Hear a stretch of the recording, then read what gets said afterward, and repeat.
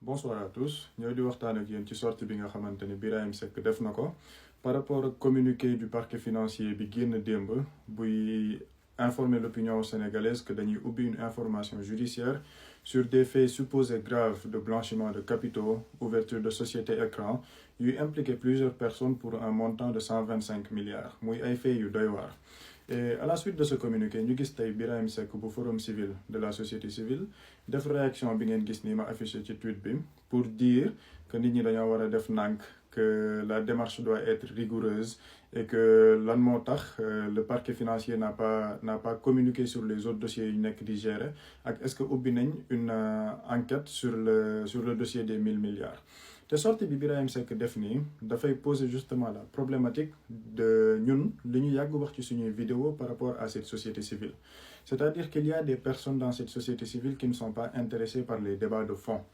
Parce que pour dossier bii nii débat de fond bi lan la bonne gouvernance, objectif de reddition des comptes, lutte contre la corruption active, passive, lutte contre le blanchiment de capitaux. Donc bu ñu amee dossier d'une extrême gravité bu mel nii parquet financier bi communiqué ci ñu gis un membre de la société civile au lieu mu wax ci débat de fond bi moom il préfère taxaw ci ay débat ay wax yoo xamante ni c'est limite superfétatoire parce que ça ne touche pas le débat de fond. Parce que bu génnee di wax naan est-ce que lan moo tax parquet bi communiqué wuñ ci yeneen dossier yi nga xamante ni ñu ngi koy traité comme pour sous-entendre que le parquet a voulu passer sous silence yenn dossiers yu ñu nekk di traité, ce qui ne correspond pas à la réalité. Parce que justement quand on lit le communiqué du parquet financier dañu ne CENTIF daf leen a jébbal ay rapports yu bëri te ci biir rapport yooyu noonu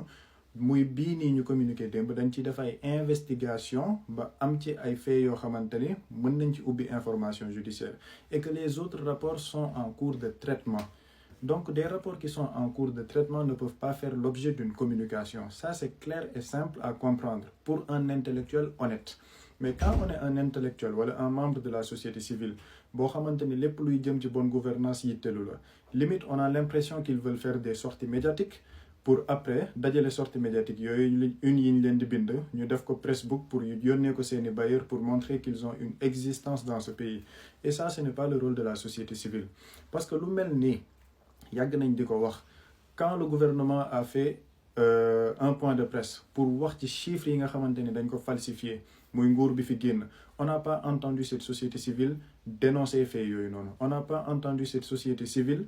taxawee taxawaayu mel ni lu am mbetteel ci li nga xamante ne xewoon na Sénégal et personne ne le savait. Ils n'ont pas parlé de ces sujets extrêmement importants parce que quand un régime peut oser falsifier les chiffres d'un État loolu dafa nekk lu doy waar loo xamante ni képp ku nekk société civile di xeex bonne gouvernance di xeex reddition des comptes, lutte contre la corruption yow lañ ci war a njëkk dégg nga laaj état bi def lumière ci loolu. Mais on ne les entend pas sur ces débats. Projet yi nga xamante ni jotoon na fi am mu am ay surfacturation DG yi génn di ci wax on n'entend pas cette société civile parler de ça. Mais on peut entendre la société civile parler de choses yoo xamante ni amalul benn njëriñ la société sénégalaise. Et posture bii nii ak poste bi nga xamante ni Birahim Seck def na ko il y a benn sous-entendu malhonnête bi ci nekk parce que c'est comme si dafa bëgg wan sénégalais yi ni am na li nga xamante ni nit ñi ñu ngi koy nëbb ci suuf. Et ça ce n'est pas la posture d'un intellectuel honnête. Ce n'est pas la posture d'un membre de la société civile bi nga xamante ni li ko ñor moom le leitmotiv de son travail c'est de préserver la bonne gouvernance dans ce pays, de préserver maanaam yenn lutte yi nga xamante ni moo leen amal solo mooy la lutte contre la corruption, le blanchiment de capitaux et justement dossier bi parquet financier bi wax ci loolu la jëm. Donc ñun nous pensons que genre sortie yi ça ne fait que décrédibiliser ces personnes qui sont dans la société civile parce que nguur gi ba muy falu mënoo leen fi nekk ne état bi dafa war a communiquer sur les rapports, publier rapports yëpp. On publie les rapports, on commence les enquêtes judiciaires ngeen naan noo dañoo war a def nank mel ni daa am luñ ci war a ragal. Quand on est dans un pays où il y a des autorités qui prônent pour une rupture systémique, cette rupture systémique doit se faire sans complaisance. C'est-à-dire que la justice doit suivre son cours et bépp rapport bu génn boo xamante ne dañ ko war a